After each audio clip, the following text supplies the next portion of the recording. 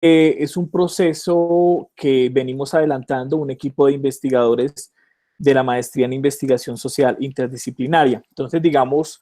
lo que yo voy a presentar, digamos, en algunos apartados tiene mucho de lo que, digamos, lo que yo pienso como investigador, lo que mi experiencia me ha permitido comprender de estos mundos sociales, pero también, digamos, lo que yo voy a presentar tiene que ver con unas apuestas colectivas que tenemos un equipo de colegas precisamente desde unas perspectivas que nos permiten entrar a dialogar estos temas de investigación. Entonces, pues bueno, eh, voy a presentarles inmediatamente el tema, eh, el tema que nos convoca el día de hoy, y es un tema muy interesante en términos de la investigación social, porque nos posiciona precisamente sobre una relación interesante, y es la relación entre ficción e investigación social, para, digamos, entender algunas relaciones que hemos venido reconociendo a lo largo de las trayectorias y de los procesos que nos han congregado alrededor del desarrollo de la investigación social, en este caso la investigación social interdisciplinaria. Digamos, ¿qué es lo que vamos a trabajar? Digamos, ¿qué es lo que vamos a tratar el día de hoy? Vamos a hablar de, digamos, la historia de una apuesta colectiva, digamos, el problema de esas ficciones y la investigación social en términos de unos enfoques, de unos acercamientos, de unas experiencias que están, digamos, entrelazadas y que voy a explicar, digamos, más en términos, podría decir en términos generales de cómo los colegas se están acercando a los objetos o cómo estamos entendiendo los objetos y, digamos, a través de ellos vamos a encontrarnos precisamente con las formas en que estamos viendo esta relación de la ficción y la investigación social. Algo clave, y digamos, agradezco, digamos, la participación de todas las personas que están entre el público, digamos, que está hoy aquí en el seminario, están mis colegas de la maestría, quienes, digamos, también espero puedan hacer retroalimentación, digamos, cuando termine esta presentación, para, digamos, poder responder a dudas, aclaraciones. Por ahí vi al profe Jairo Gómez, por ahí vi al profesor Francisco Ramos, que es parte de este proyecto. Digamos que nosotros tenemos unas apuestas colectivas que están en función también de unir y reunir esas experticias en estos temas. Entonces, en primer lugar, hablaremos, digamos, de lo que nos da el piso para poder explorar estas relaciones, que es el proceso de experimentación y reflexión en términos de lo que hemos vivido como maestría. Y posteriormente vamos a mirar, digamos, ya en términos del proyecto de investigación o las apuestas de investigación, algunas, digamos, observaciones que hay con respecto a la forma en que la ficción está en los diferentes mundos sociales y pues finalizaremos en la parte del cierre con unas conclusiones, digamos, que nos lleven, por ejemplo, a en qué estamos en este momento como equipo de investigación y como un proyecto que es un proyecto que también tiene el tinte de nuestra maestría en investigación social. Entonces, digamos, algo muy importante que hay que presentar, y es que este proceso de experimentación y reflexión tiene 23 años de relatos de investigación. Digamos que es un proceso que nos ha permitido transitar en la historia de una maestría que termina a finales de los años 90 con una apuesta en ese momento de lo que son las grandes discusiones del Estado-Nación, las grandes discusiones del problema de la modernidad. Recuerden ustedes que es el tiempo de finales de los 90 el que nos trae textos como El despertar de la modernidad y otros textos que se preocupaban, digamos, por esos procesos que en ese momento configuraban las formas de identidad, las formas de socialización, las formas de relaciones, no solamente con el Estado, sino como sujetos de identidades, como, digamos,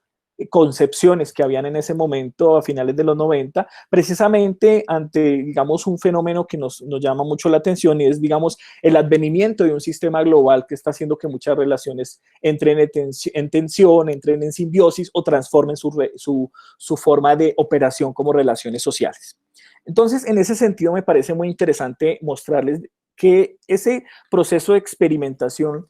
no solamente tiene que ver con el término experimentación en función del acto de poner en juego unas apuestas y experimentar, sino en cómo la experiencia se convierte a través de la relación de la práctica y la reflexión en un objeto mismo que nos permite pensar el peso, en este caso, de la ficción en la investigación social. Entonces, aquí nos encontramos con el fermento que da origen, digamos, a esa exploración ficcional. Esa exploración ficcional, digamos, arranca de las líneas de investigación que han tejido la maestría históricamente, que, digamos, rondan sobre unas preocupaciones y unos objetos epistemológicos y, digamos, también unos objetos propiamente disciplinares que han entrado en un diálogo precisamente entre esas ciencias que conforman el estatuto de las ciencias sociales. Por un lado tenemos las subjetividades, digamos las subjetividades y las identidades sociales, digamos esos modos de operación de los sujetos en esos mundos sociales en los cuales ellos encuentran sus puntos de encuentro y desencuentro consigo mismos y que digamos vamos a explorarlo un poquito a través, por ejemplo, de la relación de la ficción con esa caracterización del sí mismo y también de la relación con el otro. Tenemos la línea de imaginarios y representaciones sociales que nos ha puesto siempre sobre un plano muy interesante, que es el plano de la creencia, que es el plano de la representación. Digamos que a finales de los 90 y principios de este siglo, la preocupación por el imaginario, digamos, nos ponía en lugares donde preguntábamos cuáles eran los imaginarios radicales, cuáles eran los imaginarios socialmente instituidos en las sociedades, con los cuales las sociedades construyen esos grandes marcos de pensamiento que permiten pensar una relación entre la narración y la acción. Pero digamos, con el paso del tiempo nos hemos dado cuenta que en alguna forma esa mirada del pensamiento moderno que separó la lógica de la creencia, de la lógica de la argumentación racional, nos ha dado cuenta que muchas de las operaciones de esos imaginarios y esas representaciones tienen un territorio en la forma en que la creencia concibe en los individuos una relación que interactúa en la forma en que ellos se desenvuelven en la vida cotidiana. Y digamos que ahí están partes esenciales que yo diría que son parte germinal del elemento ficcional y que como lo han examinado también a finales de los 90, antropólogos como Marc Augé o digamos trabajos interesantes como los que trazó en su momento Gemma Aubricht sobre las relaciones chamanísticas y los procesos digamos etnográficos que hay alrededor de eso, nos permiten dar cuenta de que esa ficcionalización del mundo está constantemente en los tejidos sociales. Entonces, en los imaginarios y las creencias, hemos podido llegar, digamos, a comprender esos dinamismos que ocurren en las estructuras mentales, pero también en las estructuras de relación interdiscursiva que permite la creación de, digamos, de unas prácticas, de unos territorios y, digamos, de unas formas de ser a través de lo que es el imaginario y la creencia. De hecho, ese trasfondo nos permitió en algún momento darle origen a la línea de investigación de memoria y creencia del doctorado en estudios sociales, que tiene mucho que ver con estas líneas y que, digamos, su evolución y su transformación dio como resultado ese programa, ese gran programa que en este momento está funcionando en nuestra universidad. Hay algo muy importante sobre los lenguajes, los discursos y las culturas. La entrada en la cual la maestría comienza a hacer sus tejidos y sus apuestas, tiene que ver con el problema del discurso. La entrada al discurso, y digamos ahí voy a recordar mucho lo que señala un clásico discursivo como Teun Van Dijk.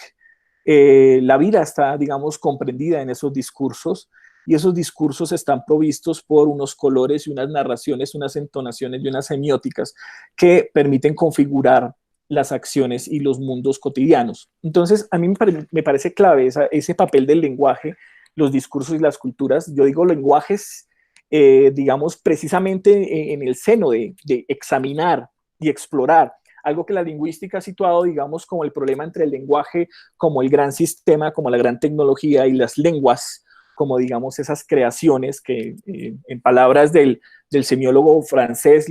franco-lituano Julien Greimas, estaban hablando de esas formas, de esas lenguas naturales que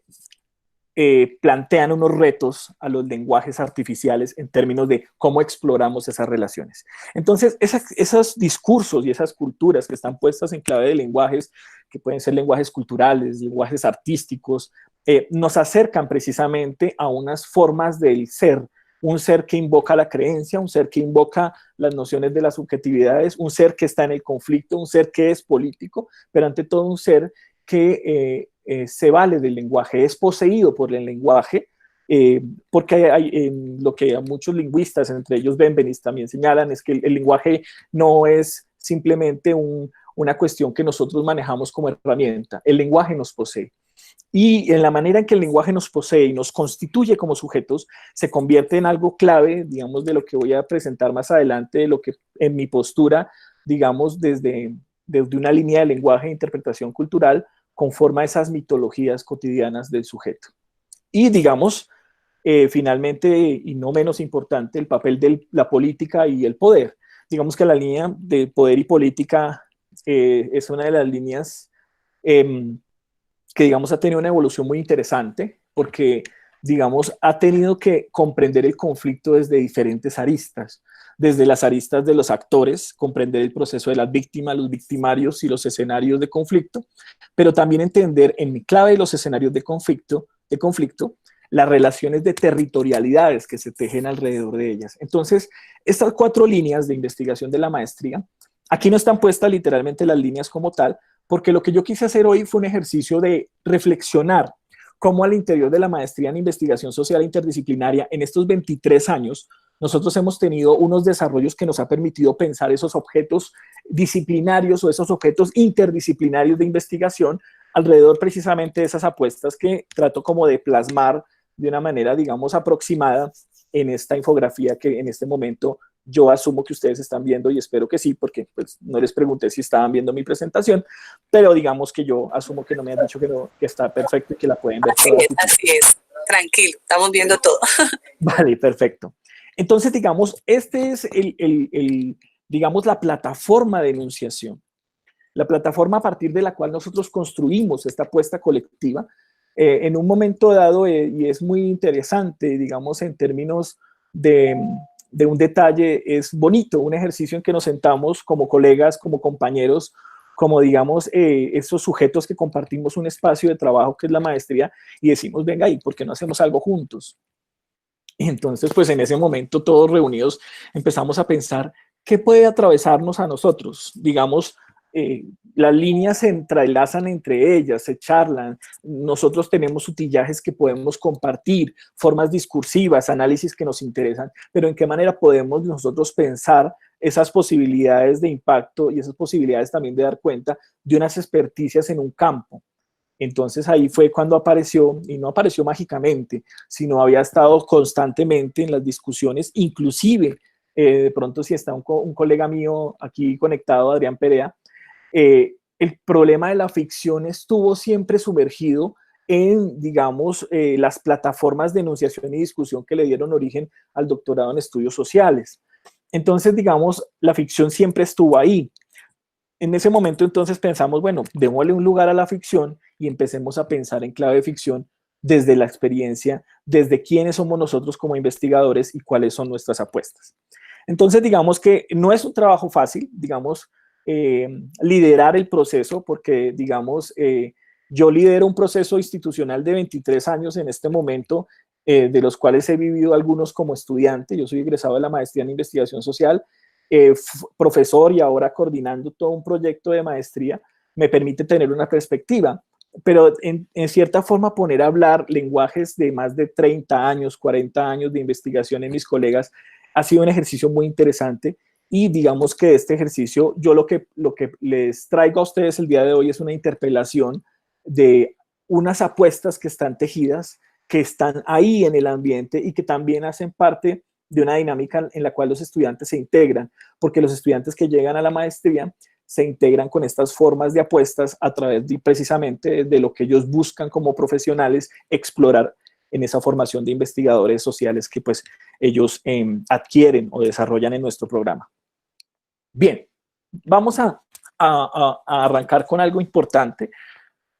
que es, digamos, tratar de dar un criterio de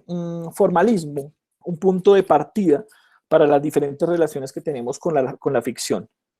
Entonces, de pronto disculparán si en algún momento hago karaoke académico, es decir, miro la pista que está aquí al frente mío y al frente de ustedes, y es mirar, por ejemplo, cómo la ficción puede presentarse como una unidad de tramas narrativas del mundo social. Y, como lo he dicho anteriormente, constituye un fermento de una serie de acciones que producen sentidos y por lo tanto realidades. Es muy interesante, a propósito de que tenemos en este momento en proceso la producción de un texto de una revista Esfera que se pregunta, por ejemplo, sobre la relación del cine de lo real. La producción precisamente de los contextos de esas realidades están, digamos, interpeladas por la ficción o son tejidas por la ficción. Digamos, en cierta forma, este proyecto de investigación quiere adentrarse en un examen riguroso, digamos, a una serie de campos donde, digamos, la ficción está o modelando las formas de pensamiento o interpelando los sistemas que permiten que lo que creemos, lo que pensamos, lo que sentimos, lo que soñamos, se convierta en un ejercicio precisamente de materialización de la vida. Y esa materialización de la vida tiene que ver con unas apuestas bien particulares que pues yo siento dentro de mi fuero como investigador principal de la investigación y como, digamos, en términos de agrupar estas formas de acercamiento que tratamos de abarcarlas lo más posible. ¿Cómo lo hacemos? Pues nos encontramos en principio con una relación que se teje a partir de la autobiografía. El principio, digamos, de la autobiografía nos pone en un plano narrativo muy interesante, porque nos pone en un plano narrativo en el cual la experiencia se transforma en una práctica en clave de sospecha. Digamos, esa sospecha, no en términos de una búsqueda de las formas negativas, de esa negatividad de la práctica, sino al contrario, la experiencia en términos de recoger una articulación de procesos que ocurren dentro de cada sujeto y que cada sujeto convierte a través de las diferentes potencias que se dan cita en los procesos de subjetivación. A saber, por ejemplo, la forma en que el sujeto se relata a sí mismo.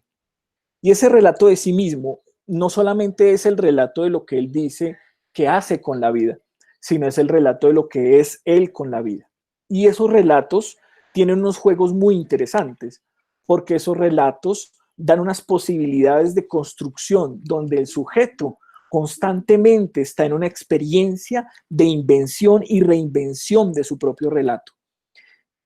La experiencia de lo propio entra a jugar mucho con la experiencia colectiva. Entonces no es lo mismo la narración de la víctima, no será lo mismo la narración de la víctima en términos de una víctima en el plano del conflicto armado colombiano, no será el mismo relato de la víctima del paramilitarismo que la víctima de la guerrilla, no será lo mismo la víctima del crimen común, como tampoco es lo mismo, digamos, los razonamientos del victimario que está atravesado por la ideologización discursiva, como, digamos, ocurre en algunos casos y en gran parte de los casos, digamos, de los guerrilleros, en especialmente de los guerrilleros que se reinsertan de grupos con tendencias muy ideológicas. Inclusive también los farianos, a pesar de que las FARC nace como un movimiento guerrillero campesino más que todo, ellos adoptan estas formas ideológicas y atraviesan la vida de esos sujetos. Cuando estas ideologías atraviesan, entonces se encuentran con una relación entre la producción sensitiva de lo que nosotros producimos de nosotros mismos, una interpelación ficcional entre lo que hace nuestro cerebro y construye las formas de la realidad. Están puestas en este escenario donde el relato, digamos, tiene un proceso, y pues ahí voy a utilizar un término de Bernstein, que es el término de la recontextualización. Ese concepto a mí me permite dar cuenta precisamente de la forma en que un relato se alimenta precisamente de tomar hechos, de tomar experiencias de otros momentos, inclusive no son del mismo sujeto, pueden ser de otro, y se configuran en una subjetividad que él está produciendo como víctima, como victimario y pues como sujeto social. Entonces digamos que ahí esa relación de la ficción con las narrativas y la autobiografía que son claves y que, digamos, en el equipo, el experto está aquí, que es el profe Jairo. Espero haber como medio entendido la cosa, como puede ser, nos deja precisamente frente a una serie de conceptos y a propósito, no porque Jairo esté entre el público, pues, de una última producción literaria que hizo de él sobre precisamente el tema del mal, el tema de la brujería, el tema de, digamos, de lo diabólico en el entorno de lo cotidiano, de unas relaciones donde finalmente ese diablo está en medio de las diatribas de lo que significa ser un sujeto que se relata, o que se relata mágicamente, o que se relata diabólicamente, o que se relata de una manera proscrita, en una manera que nos pone a nosotros en un panorama o en un plano de mostrar qué es lo que nosotros queremos demostrar. Entonces ahí tiene mucho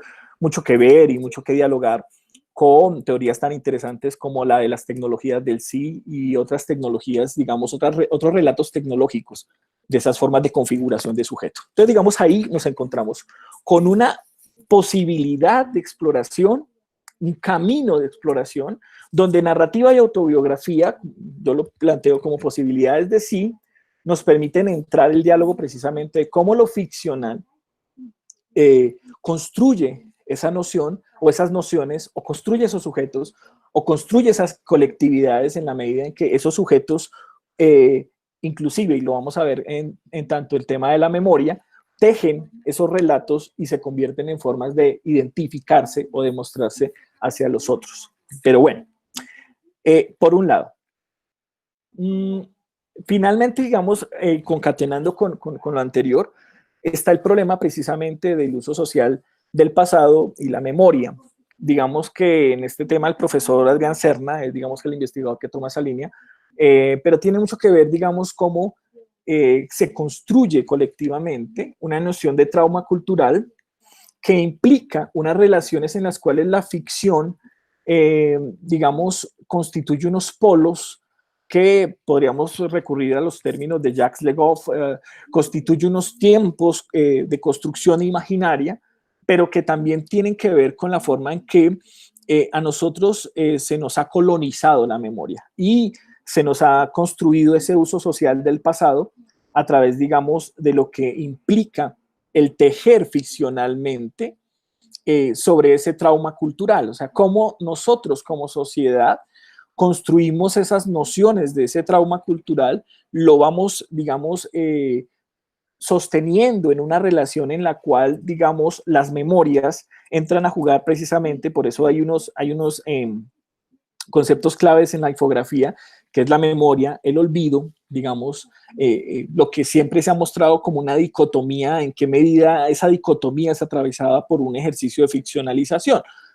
Por ejemplo, a propósito de un panel que va a haber en el Centro de Memoria este viernes, que plantea, es un panel de memoria en el cual la universidad participa con el Instituto de Paz, y es cómo se comprende el relato del conflicto paramilitar. ¿Mm? Cómo estamos construyendo esas memorias del conflicto paramilitar, cómo se construyen las memorias del conflicto guerrillero. Digamos, cómo nosotros nos encontramos con la memoria, y la memoria permite precisamente un ejercicio colectivo que interactúa con el problema del trauma cultural, pero la memoria es un ejercicio individual. Entonces, eso genera unas tensiones que, digamos, esta línea del trabajo de este proyecto va a tomar y va a repensar, y es el problema de un país en el cual los monumentos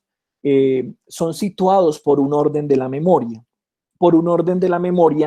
que se instala como un orden oficial de la memoria. Entonces, ese orden oficial de la memoria, que está, digamos, atravesado por una lógica ficcional, y es la lógica ficcional donde, digamos, los relatos se tejen, precisamente lo que plantea un autor francés, Jean-Pierre Fayet, en un texto que se llama Los lenguajes totalitarios. Jean-Pierre Fayet plantea que, digamos, hay un relato, y este relato se establece como un relato fundacional, y estos relatos fundacionales tienden a generar precisamente unos ejercicios de memoria, unos ejercicios memoriales, una construcción de rituales de memoria, o sea, conmemorativos, que generan propiamente unos monumentos y que finalmente entran en contacto con una escritura, con un ejercicio de creación que pues bueno, con todo el cariño que le tengo a los colegas historiadores, porque pues esto siempre genera un poco de rasquiña, y es, digamos, lo que planteamos en términos de la historia como relato, la historia como una narración que se teje a partir de una reinterpretación del hecho social ya sucedido. Como lo señala entonces en este papel la ficción, el problema del uso social del pasado se remonta entonces a esos ejercicios que, por decir en algún ejemplo, también lo podemos ver con textos tan ricos como los que escribió Sergei Grusinski a partir de la colonización del imaginario, a partir también de esa guerra de las imágenes, que digamos tiene esos repertorios de la lógica colonial que se instala en América. Nos damos cuenta de un repertorio de imágenes, de relatos, de simbolizaciones que terminan haciendo un ejercicio de contaminación de la manera en que se relata la memoria. Esa forma en que la ficción está ahí, digamos, es interesante y pues esto es apenas una breboca. Ya posteriormente, cuando tengamos muchos más avances, esperamos que la profe Pilar y el comité nos invite no solamente a mí, sino al resto de investigadores para que nos cuenten sus avances. Nos permitirán, digamos, llegar a nosotros a consolidar la forma en que esos rituales, la forma en que esos monumentos, como objetos, como productos culturales, desarrollan unas relaciones con esos tejidos que están, digamos, enriquecidos con lenguajes, enriquecidos con precisamente símbolos que se han instituido, se han instalado en los sujetos a través de los relatos colectivos. Y ese relato colectivo, que es un ir pasar de la oralidad al mundo de la escritura, esa forma de la perfección tipográfica, a ese homos typographicus, diría Marshall McLuhan, entraríamos en contacto a esas formas de perfección de la escritura que nos llevaría al problema de la historia. Ahora, digamos, en términos de esta relación con la ficción, habría que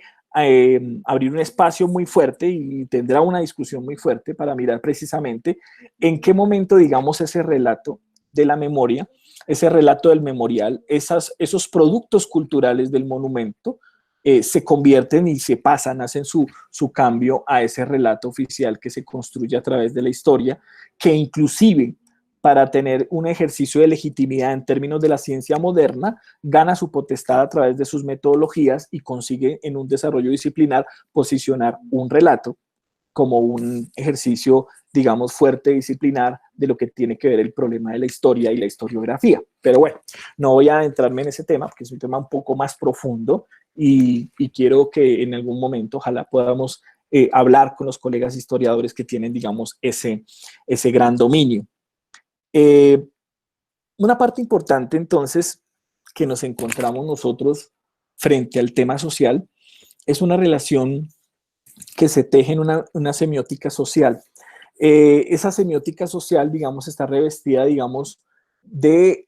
una alimentación que podríamos calificarla como una alimentación multimodal, en función de que son diferentes tipos de textos los que, digamos, están, digamos, canalizando los puntos de relación de las formas ficcionales. Entonces, nos encontramos frente a un escenario de una semiótica social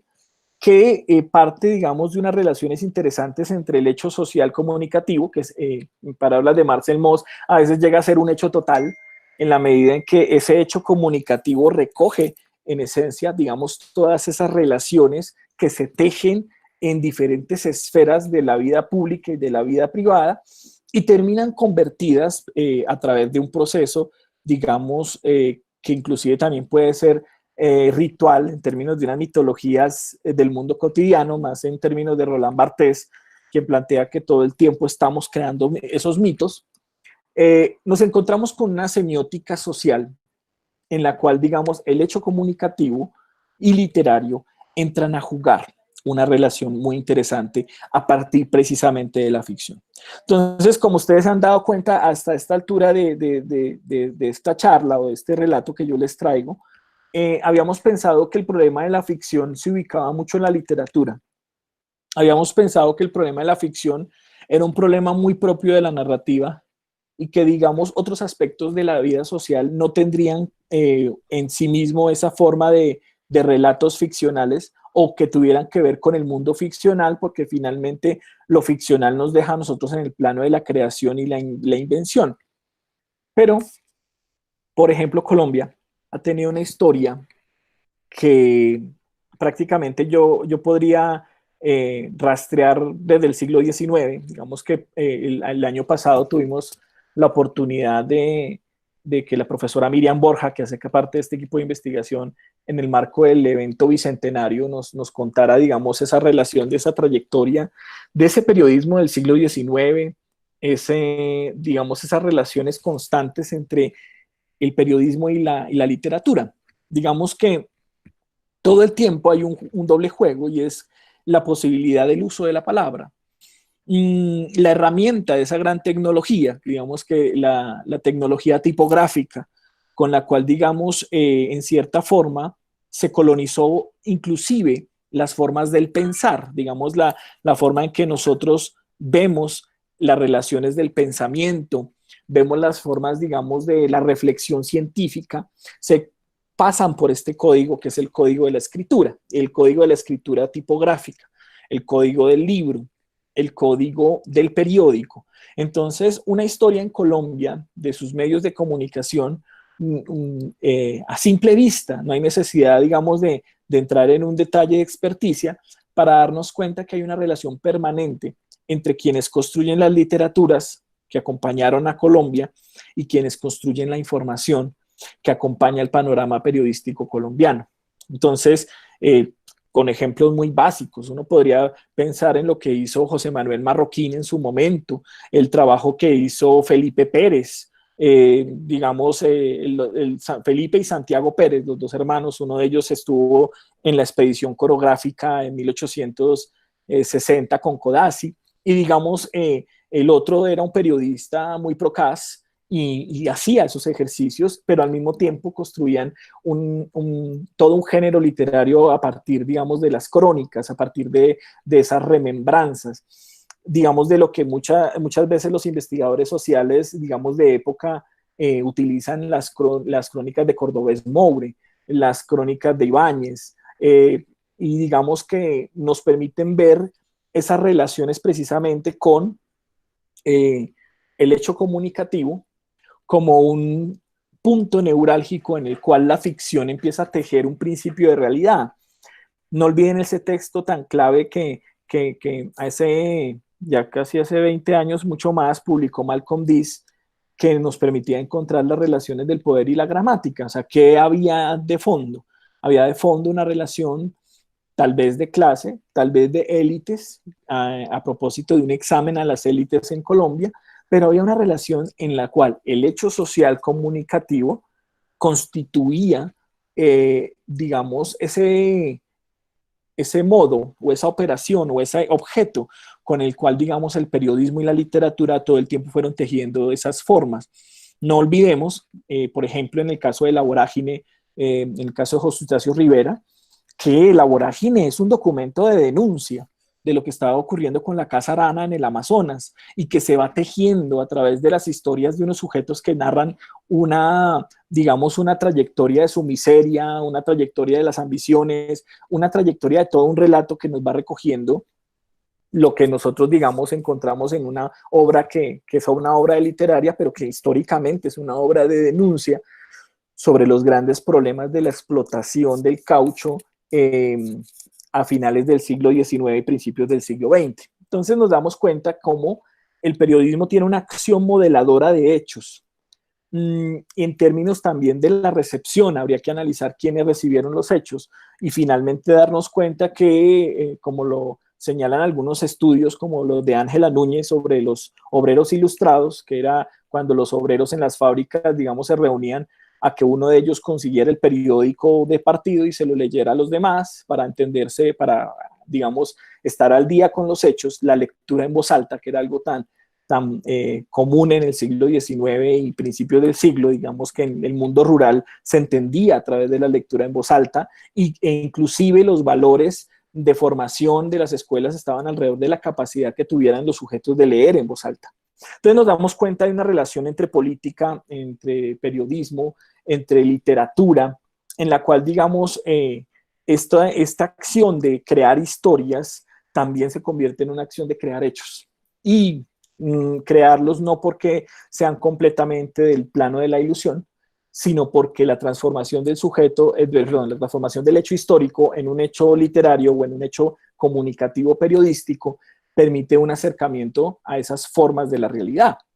No nos digamos mentiras.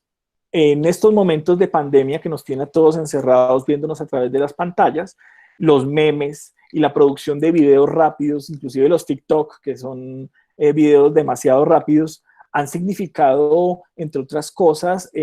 unas críticas a las conductas, han servido como medidor de expresiones de lo que hemos vivido como sociedad frente a la peste.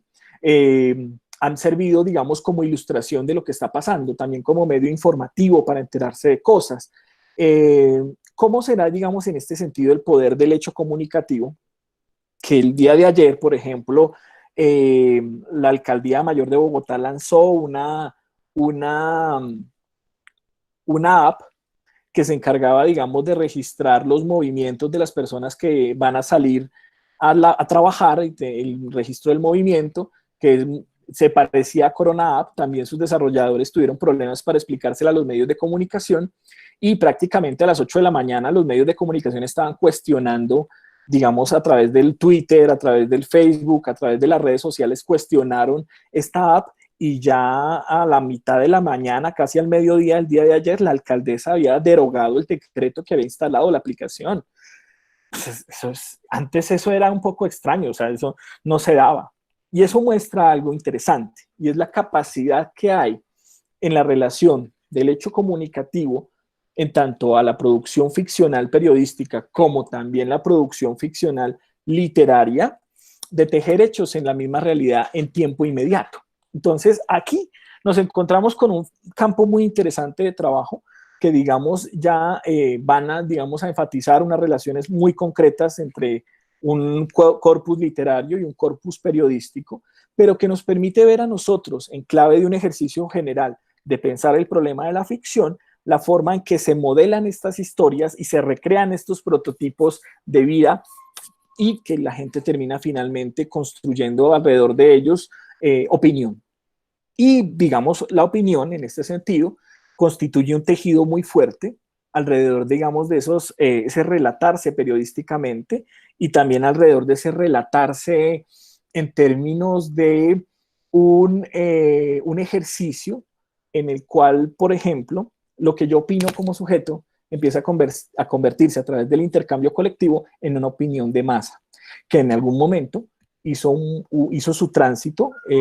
con una noción tan particular como la del estado de opinión, que en su momento en el gobierno de Álvaro Uribe intentó estar sobre el Estado social de derecho y pues obviamente, digamos, ese conflicto entre relatos, el relato jurídico le dijo al relato, digamos, periodístico que había un límite en la opinión y que el relato jurídico del Estado social de derecho prevalecía sobre esos otros relatos, sino pues, no sé, tal vez estaríamos todavía en el quinto, sexto gobierno de Álvaro Uribe. Bien. Hay una parte, digamos, una perspectiva en la cual, digamos, yo podría decir que yo milito, que es la relación de la ficción frente a la simbólica espacial. Digamos que en ese trayecto, digamos, la experiencia me permite acercarme en diferentes puntos. Una, en una exploración de la relación precisamente entre las construcciones sociales que se generan alrededor de los mitos y las formas de apropiación territorial. Entonces, digamos, un primer punto de llegada fue la relación que se construía en los campesinos con relación al miedo, al respeto o a la veneración de las lagunas de alta montaña. Digamos que eso fue una investigación que realicé casi hace 20 años, pero me permitió, digamos, empezar a arrancar este camino sobre el mito y sobre el territorio, que pues hoy en día llega a un momento como de sofisticación. ¿A través de qué? A través de la relación precisamente con el sistema publicitario y digamos que tiene mucho que ver con una vertiente que está aquí en este proyecto de ficciones y es, digamos, el papel que tiene la imagen y el papel que tiene lo visual, que es algo que explora a fondo uno de los investigadores, el profesor Francisco Ramos, por ejemplo, y que también lo explora el profesor Gary Muriel, digamos, de una perspectiva plástica, de una perspectiva de creación en tanto a lo estético, que permite que se construyan unos regímenes de visibilidad, unas formas del ver, lo que en palabras de Mitchell encontramos como esos regímenes escópicos, a partir de lo que define Lacan sobre la pulsión escópica, y digamos que nos encontramos nosotros en un ejercicio ficcional en el cual partimos, digamos, de una lógica inclusive casi que psicoanalítica, donde soñar, el sueño, digamos, permite construir unas nociones que en la vigilia se exploran en el ensueño. Y entonces ahí me viene mucho a la cabeza este autor francés, Roland Barthes, que nos plantea que el mito es un habla. Entonces, nosotros construimos el mito como un sistema semiótico en el cual la mitología, el sistema mítico, nuestro sueño, lo que nosotros como sujetos nos proponemos en perspectiva de esos mitos, nos hace obrar en el plano de la realidad. Entonces, es muy interesante porque ahí nos pone sobre algo que también había explorado Sergei Grusinski, también en sus estudios sobre el imaginario en clave de la imaginación colonial, pero también lo plantea Georges Dumézil, y es la manera en que nosotros, digamos, estamos estableciendo una relación con el territorio o con el mundo real, tiene que ver con lo que nosotros hemos heredado de nuestros grandes relatos, es decir, de lo que nosotros heredamos de nuestros grandes mitos. Y esos mitos van vehiculizando unas formas a través de la creencia que generan unos ejercicios, en este caso, de territorialidades. Esa territorialidad va creando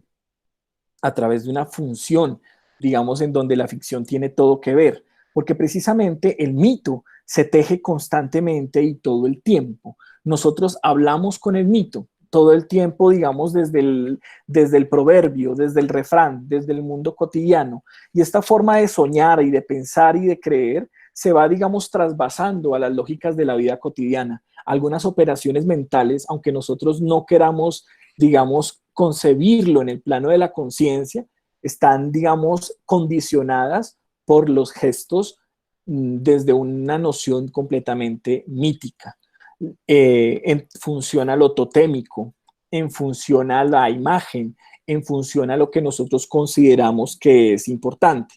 El mismo hecho en que yo esté aquí sentado y haya escogido el fondo atrás mío una biblioteca y no el fregadero de loza del apartamento en el que vivo, ya implica una construcción ficcional que yo estoy promoviendo a través de un ejercicio mítico de lo que debe hacer un intelectual o lo que debe hacer un sujeto en una comunidad académica, para no decir que soy intelectual porque eso sería demasiada opulencia. Soy un sujeto en una vida académica que no va a poner su cámara con el fregadero de loza sucia, aunque no está sucio el fregadero, digamos, no pondría la cocina porque mi perspectiva no es esa. Mi perspectiva es una charla en un circuito académico. Pero si nosotros nos encontráramos alrededor, por ejemplo, de lo que es tejer con la comida, pues nos damos cuenta, y si no, cuando acabe esta charla los invito y las invito a que nos metamos a Netflix y naveguemos por toda esa macroficción, como le decía Marc Auger, cuando la pantalla nos capta la ficción, nos hace la realidad más amena y nos coge la realidad y nos dice cuál puede ser. Y pues los escenarios estarían en la cocina. Si es una cocina originaria, entonces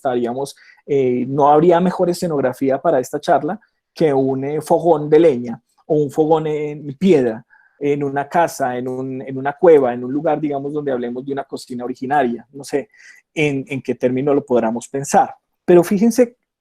la cantidad de imágenes que yo transporto con mis palabras, que podría haber traído un video y dejarlos ahí unos 10 minutos mientras tanto, permiten recrear la manera en que los mitos, esa forma mitológica que está construida en los relatos, que está construida en la ficción, nos tiene una relación precisamente, como lo digo a partir de unas relaciones que planteo en la infografía, entre soñar, vivir y creer. Lo que pasa inconscientemente en lo que sueño y los valores y las formas y los símbolos que están circulando alrededor de esos sistemas mitológicos en mi cabeza. que implican un ejercicio de vivir, es decir, de construir una serie de lenguajes con los otros, pero que también tienen que ver con un circuito, digamos, de lo que podemos plantear en términos de la creencia. Si el mito es un habla y el mito constituye parte de unas relaciones frente a la realidad, la forma en que yo construyo una relación personal con una persona, la forma en que uno construye una relación con un objeto o con un producto cultural, inclusive con el territorio, estará mediada por esas formas y esas institucionalizaciones en términos un poco más de la sociología de la organización, de cómo yo me instalo en un mundo y cómo yo lo vuelvo comprensible, por lo menos para mí, comprensible para el otro. Y la forma en que eso opera, precisamente, los tres polos que plantea, digamos, esta noción de lo ficcional. Una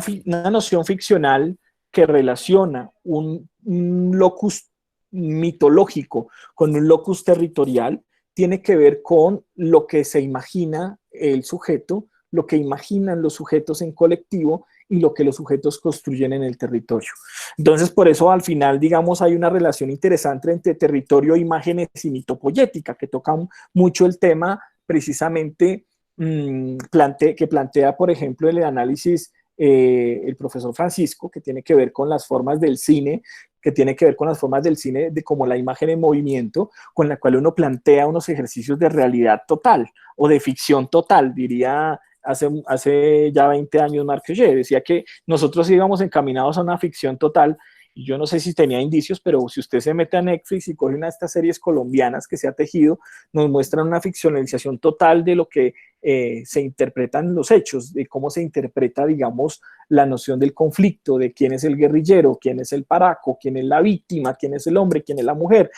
cuál es la política, cuál es la corrupción, inclusive hasta el hecho de la corrupción lo están moldeando. Y digamos que cuando uno se da cuenta,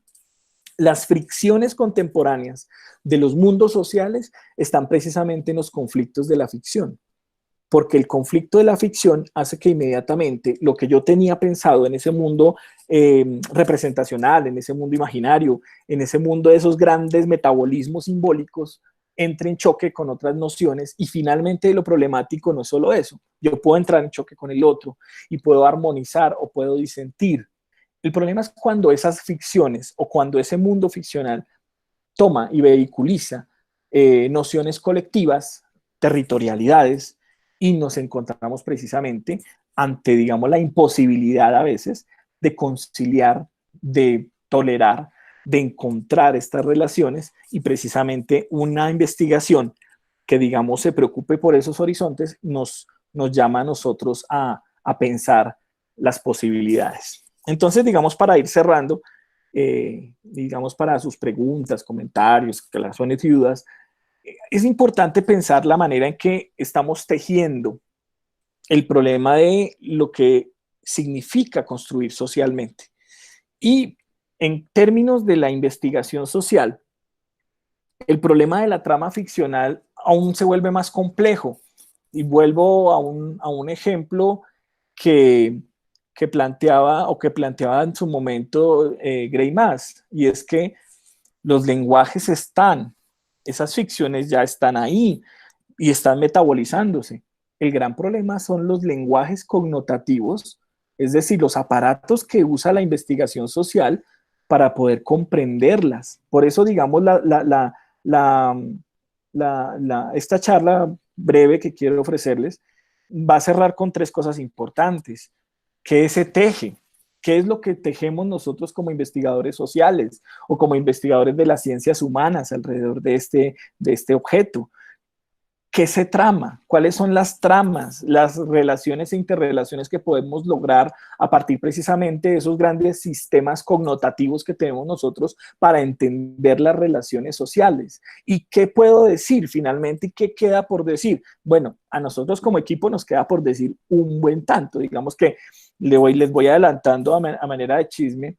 que pues en este momento estamos preparando un libro de metodologías a propósito de esas reflexiones, y que, digamos, nos queda un camino porque tejer precisamente sobre una relación de experimentación y reflexión implica que en la práctica entra un proceso de sospecha, es decir, que entramos a un proceso de mirar no solamente cómo el hecho social ha evolucionado, sino cómo nosotros como investigadores hemos abordado estos tópicos y estas formas de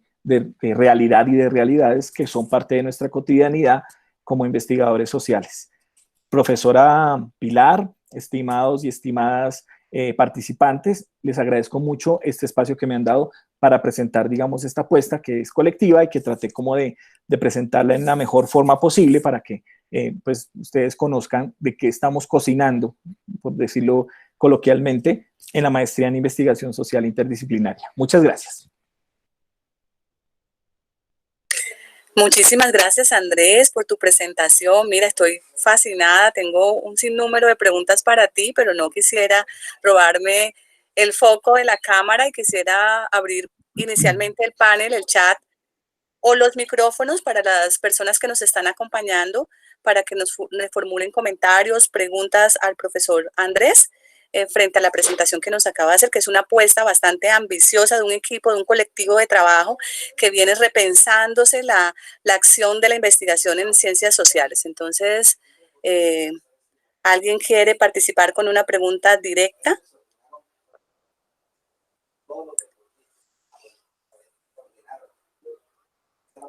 Bueno, están un poco tímidos. Entonces, para dejarlos poner el ambiente, a mí me gustaría empezar por esa última parte en la que tú cerraste. Yo tengo un sinnúmero de preguntas que he ido como organizando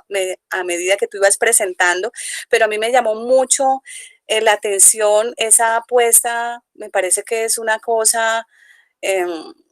como muy, muy crucial para la investigación y para la subjetividad del investigador, y es el cuestionarse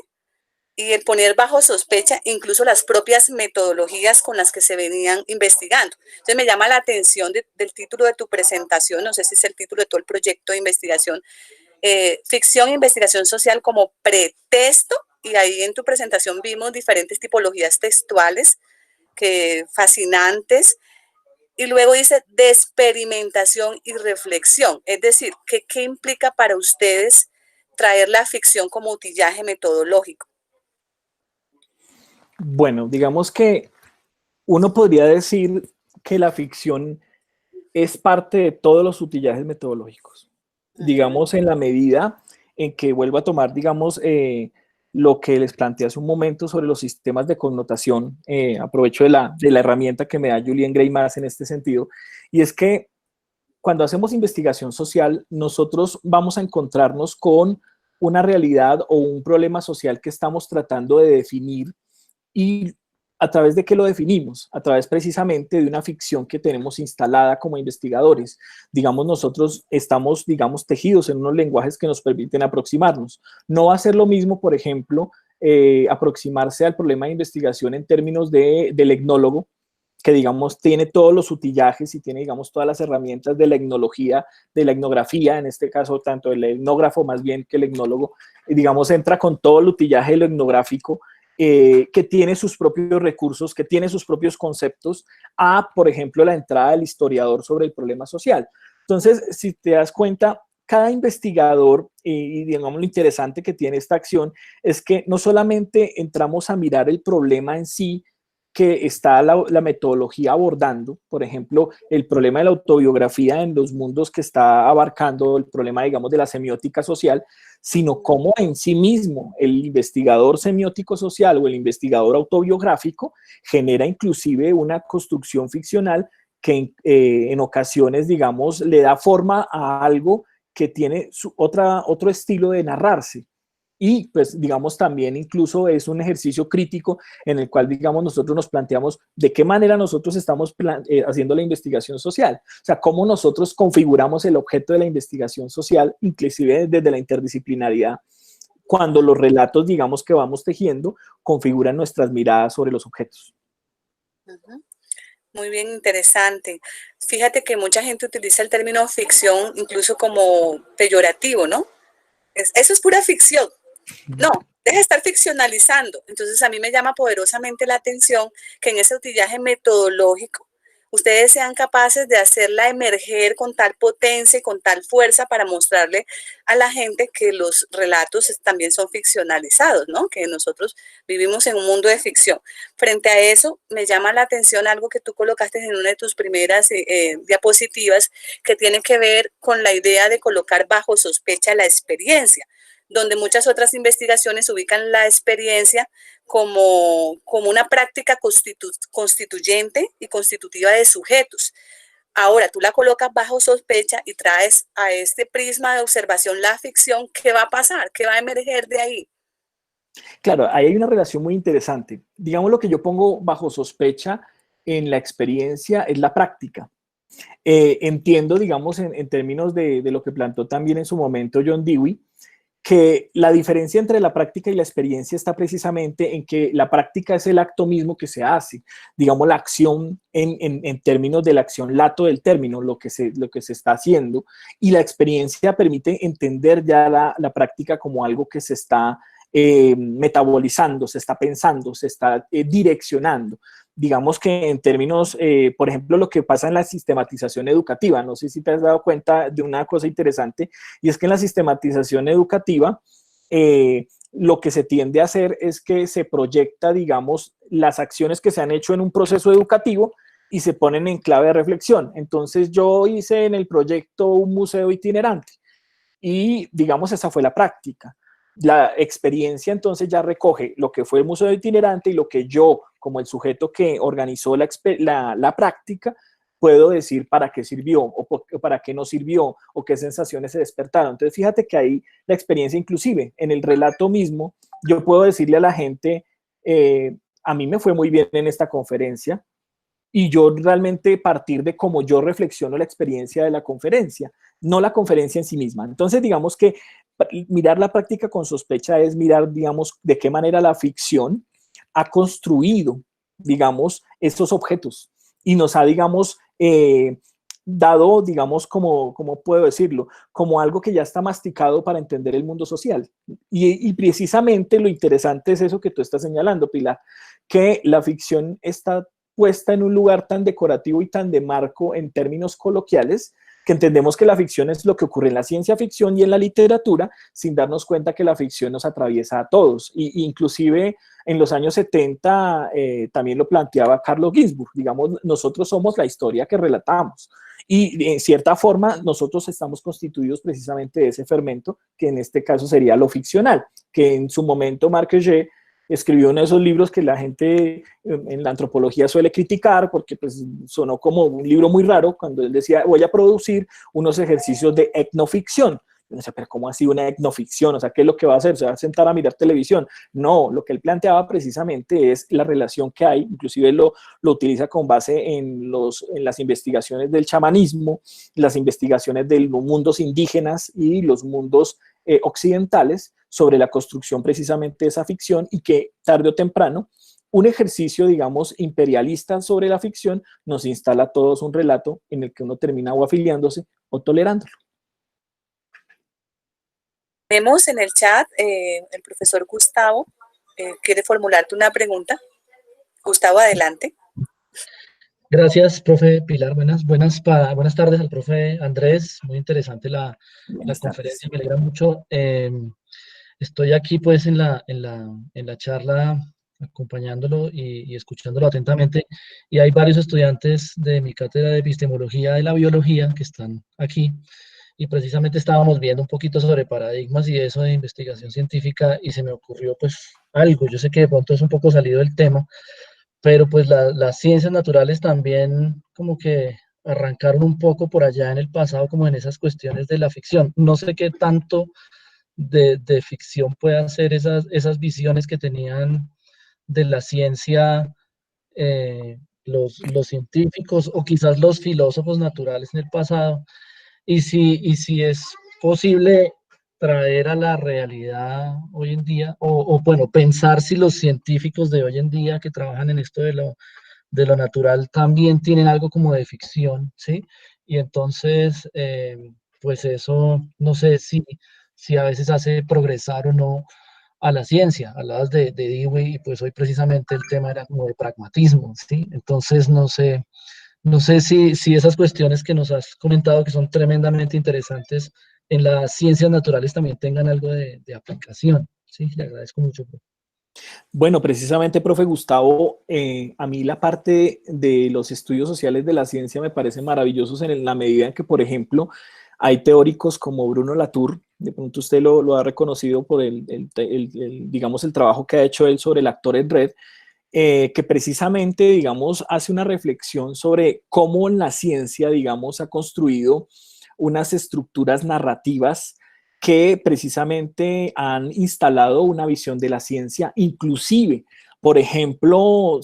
hay en este momento en las ciencias sociales debates sobre, digamos, perspectivas de las ciencias sociales que terminan siendo neodarwinistas o evolucionistas y digamos que en cierta forma eso hizo da a entender que digamos que en todo el entorno de la construcción científica biológica, en esas relaciones epistemológicas, todo el tiempo la forma en que la ciencia se relata a sí misma va construyendo precisamente unas agencias discursivas donde precisamente estos relatos y estas ficciones entran en circulación constante. Fíjese usted algo muy interesante y es que, y lo plantea también Bruno Latour en los análisis que hace sobre Joliot y el problema de la física en ese momento, que él hace una relación precisamente en cómo estos descubrimientos y estos trabajos que hacía Joliot lo planteaban en unas diatribas frente al problema de la política, frente al problema de la ética, frente al problema, digamos, cómo estos paradigmas entran, digamos, en un proceso constante de fricción, inclusive de solapamiento, porque digamos que en la construcción del discurso científico, lo empírico empieza a tomarse, digamos, la noción de experiencia, digamos, termina contaminada por una noción en la cual lo empírico es lo verídico y digamos que las nociones de ese mundo natural inclusive son tan fuertes que terminaron contaminando, digamos, los grandes sistemas en ciencias humanas. Entonces, digamos, encontramos las formas cuantitativas, por ejemplo, el cuantitativismo sociológico que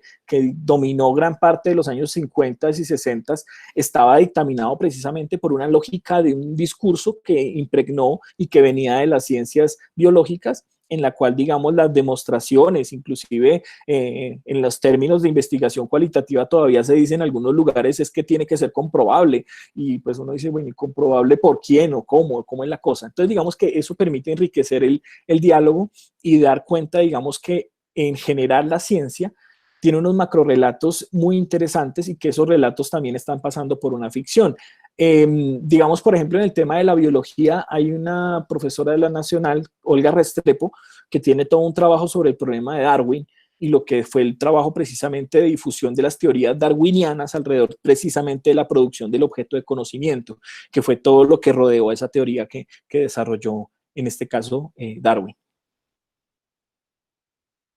Muchas gracias, Andrés. Tal como te lo anuncié, el público ya está perdiendo la timidez. Tenemos varias preguntas y comentarios en el chat. Voy a prestar mi voz para formularte estas inquietudes, muy a propósito de la pregunta que hace Julián Enrique Barrero García. Dice, buenas tardes, doctor Andrés. Quisiera preguntar lo siguiente. Soy profesor de investigación y trabajo en una parte de mis clases las experiencias de investigación con base en el proceso de aprendizaje de los estudiantes, de las cuales hemos escrito algunos artículos desde la institución donde yo trabajo. Mi pregunta es, desde los relatos y narrativas, ¿qué instrumentos y técnicas de investigación recomienda para la recolección de datos y de la información? O sea, bueno, más digamos, al hacer del análisis de las narrativas. Bueno, digamos que en cierta forma algo que estamos cocinando como equipo de investigación, ahí está Jairo conectado,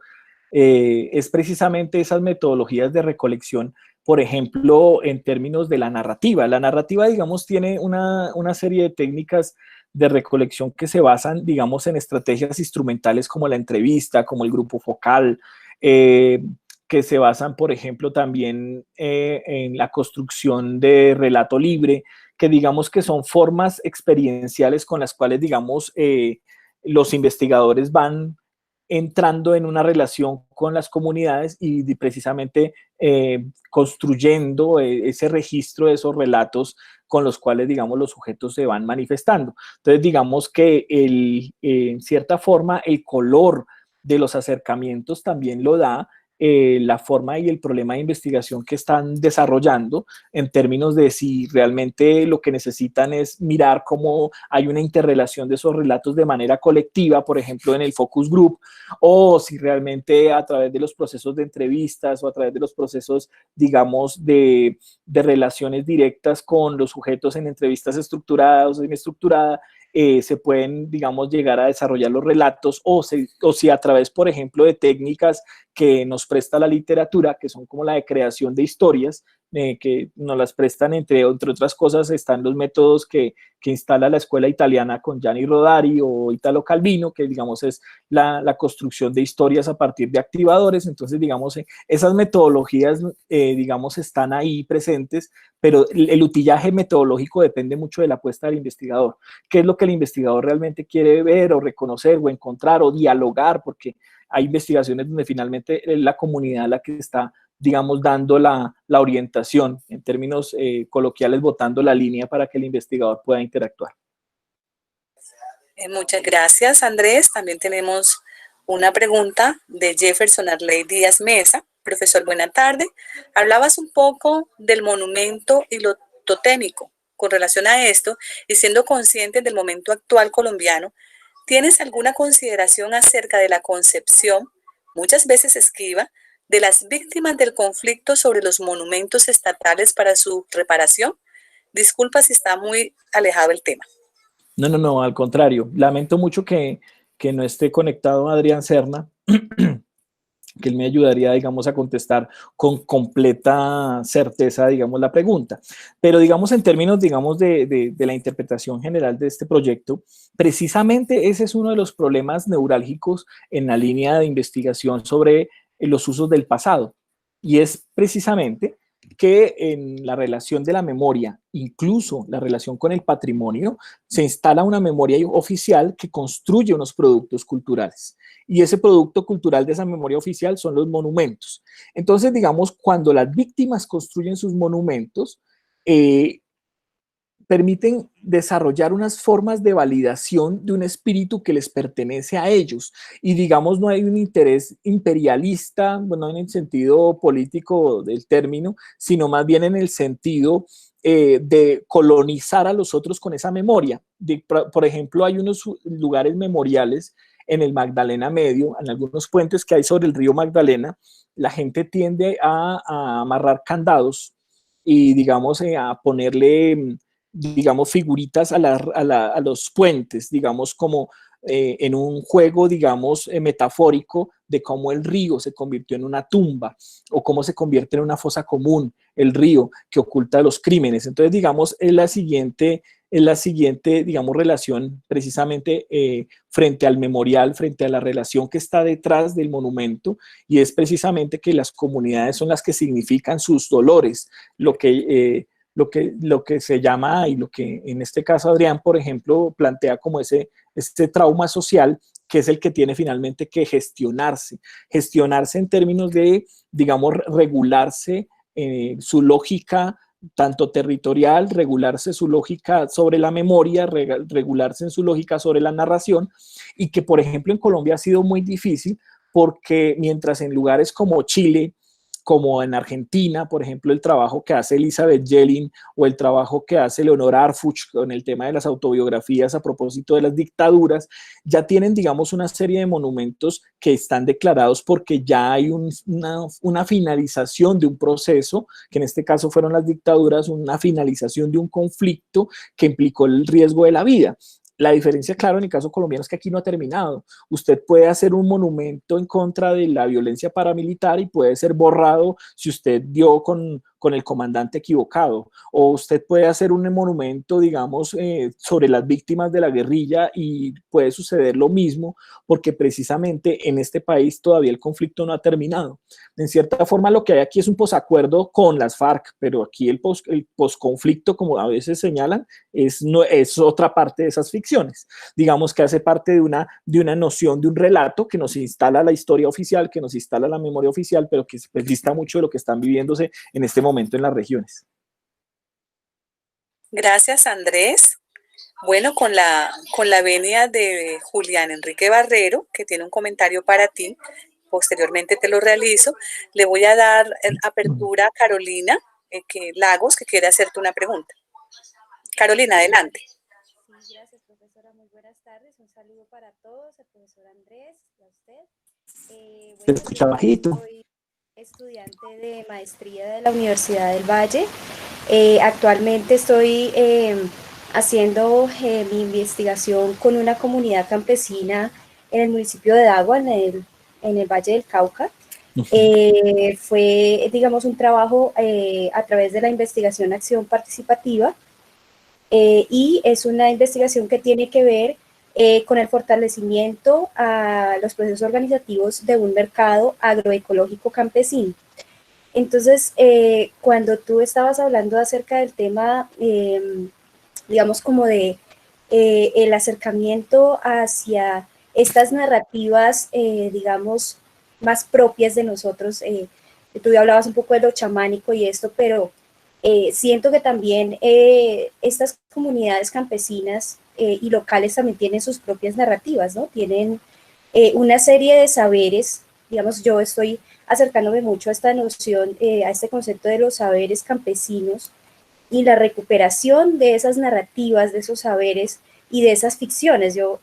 realmente este concepto de ficción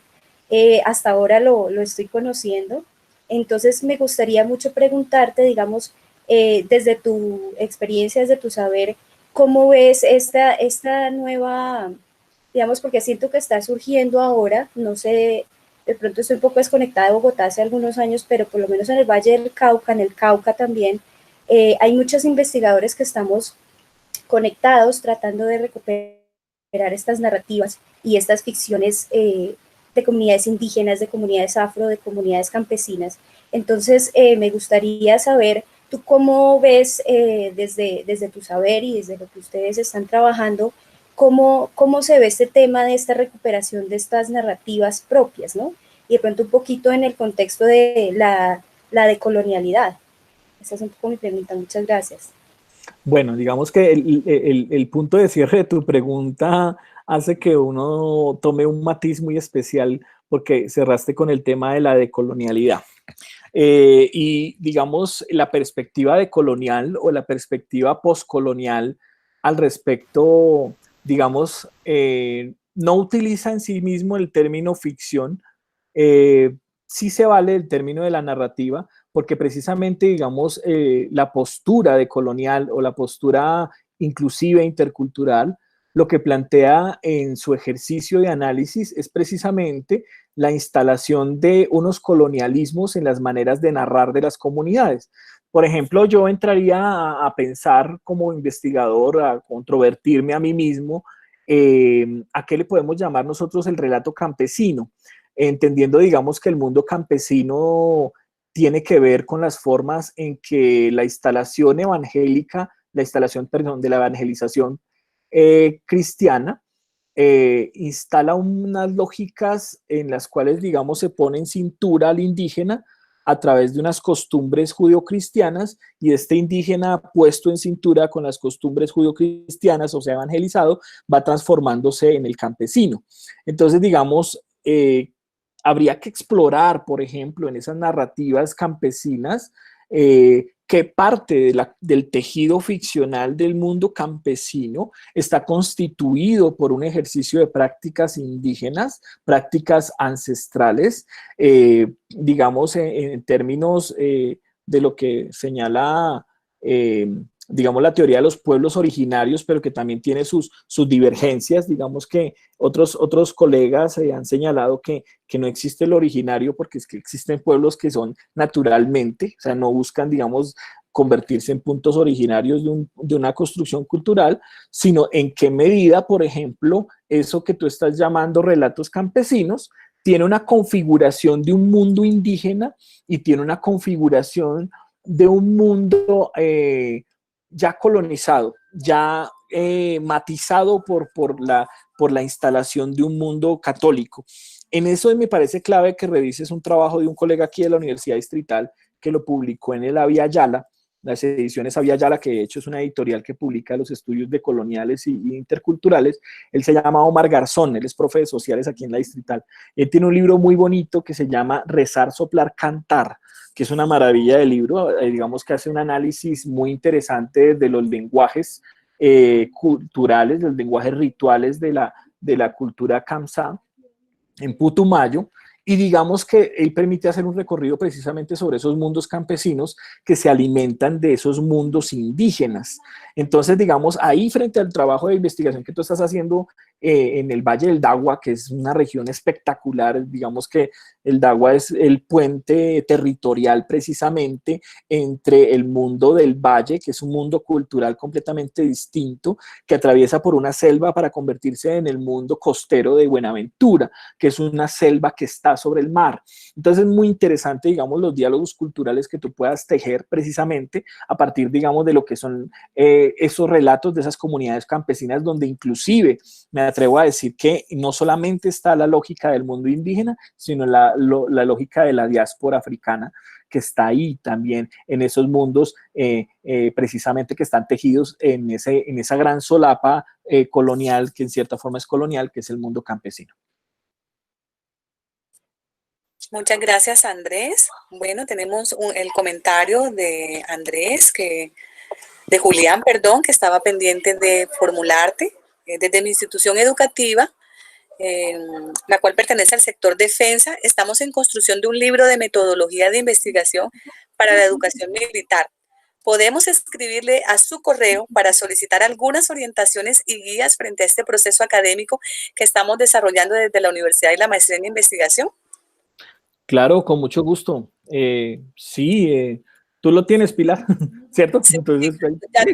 lo vamos a compartir en el chat. Le pido a Tati que me ayude vinculando el correo del profesor al chat para que las personas que todavía tienen timidez de formular sus preguntas y sus inquietudes puedan contactar posteriormente al profesor. Bueno, tengo pues un comentario que hacerte, Andrés, en relación un poco a la pregunta que te formula Carolina. Tú durante tu presentación hablaste también de que la memoria está colonizada. Me pregunto si en ese utillaje de utilizar la ficción van a desvelar algunas prácticas colonizadoras de las grandes narrativas. Por ejemplo, en el trabajo de Lyotard hay mucha alusión a la fuerza hegemónica y colonizadora que tienen los grandes metarrelatos, como el de la Ilustración, el de la democracia. Bueno, acá en Colombia me imagino que tendremos muchos conatos de ese tipo de prácticas. Entonces tú mencionaste la idea de la memoria colonizada y a mí también se me vino como a Carolina, como será que en este proyecto de investigación hay alguna beta de este proyecto descolonial que es bastante latinoamericano. Bueno, digamos que en la perspectiva propiamente colonial no tenemos, digamos, un trabajo acentuado. Valdría la pena explorarlo a futuro. No obstante, digamos, en función, digamos, de unos utillajes interdisciplinarios, en la propuesta de investigación que yo trabajo, que precisamente parte de una noción de la semiótica social, busca precisamente entrelazar esas relaciones que se construyen entre lo mitológico, el mundo del mito y las territorialidades. Inclusive, sin llegar, digamos, desde un utillaje poscolonial o decolonial, uno puede dar cuenta en una aproximación inclusive tradicional de las lecturas del signo, la manera en que, por ejemplo, en los territorios hay unos encuentros precisamente y unos conflictos con una instalación de unas lógicas occidentales sobre unos mundos naturales de ver, unas formas del ver la naturaleza. Por ejemplo, ahorita terminamos hace poco de grabar un documental de un proyecto de investigación que me financió el 6DC, sobre marcas territoriales, las defensas del humedal La Conejera, que pues espero poder socializarlo con la comunidad universitaria muy pronto. Vamos a ver si soltamos el tráiler mientras podemos hacer un gran lanzamiento, donde precisamente las comunidades hablan de cómo esa instalación del mundo occidental no solamente se conformó con la conquista o la colonización en términos históricos, sino que hoy en día orienta las nociones que están, digamos, alegando los constructores para tapar, rellenar los humedales y acabar, digamos, con las formas vasculares de supervivencia del río Bogotá, que es el equilibrio ambiental de la ciudad. Entonces, fíjate cómo inclusive, sin ir tan lejos, sin, digamos, trazar territorios, digamos, regionales donde están los mundos indígenas vivos, porque hay mundos indígenas que están en este momento también resistiendo. Hay unas nociones del mundo indígena que entran en conflicto a través de sujetos sociales, en este caso jóvenes en resistencia, que reclaman el derecho de la tierra como sujeto a precisamente que no siga este modelo de construcción y de destrucción en el medio ambiente. Muchas gracias, Andrés. En tu intervención, en respuesta a Carolina Lagos, mencionaste un libro. ¿Podrías repetirme el nombre de ese libro, por favor? Ah, sí, el libro se llama Rezar, Soplar, Cantar, del profesor Omar Garzón Chiribí. Bueno, sumo a esa recomendación un libro de tu compañero Francisco Ramos Cucanchún, que me está mencionando aquí, que también tiene un trabajo de un libro que se llama Cenizas de la Rosa, publicado por la universidad, que es una obra de teatro que narra toda la vida de Manuel Quintín Lame, un poco en respuesta a todas estas personas que están interesadas por esta beta de investigación. No, buenísimo. Y además que la clave de los lenguajes artísticos y los lenguajes culturales, pues digamos es una beta, como tú lo estás diciendo precisamente, de las formas precisamente de configuración de esos mundos sociales. En este caso, como lo presenta Francisco, en el caso de Manuel Quintín Lame y las luchas indígenas en el Cauca. Mira, Andrés, te agradecemos muchísimo tu participación con tu conferencia. Te cuento que quedé gratamente fascinada. Fue un recorrido desde la memoria, los monumentos, la semiótica, el texto, el periodismo. Bueno, todos estos pretextos que tú trajiste a colación en el marco de este ambicioso proyecto de investigación. Te tomo la palabra, así textualmente. Una vez tengan avances, hallazgos importantes, no dudes en comunicarnos, porque nosotros desde el comité lo que queremos hacer es difusión y servir de una plataforma bastante grande y amplia para difundir los trabajos, los resultados de investigación de nuestros profesores. Te agradecemos muchísimo tu participación. Aquí tengo tu participación. Pensé que había alguien que estaba levantando la manito en el chat para hacer otra pregunta antes de que nos vayamos. Por favor, la audiencia es tuya para unas palabras de despedida. Bueno, Pilar, ante todo, muchas gracias por invitarme a este espacio de la Facultad de Ciencias. Para mí es un gusto y una alegría poder compartir con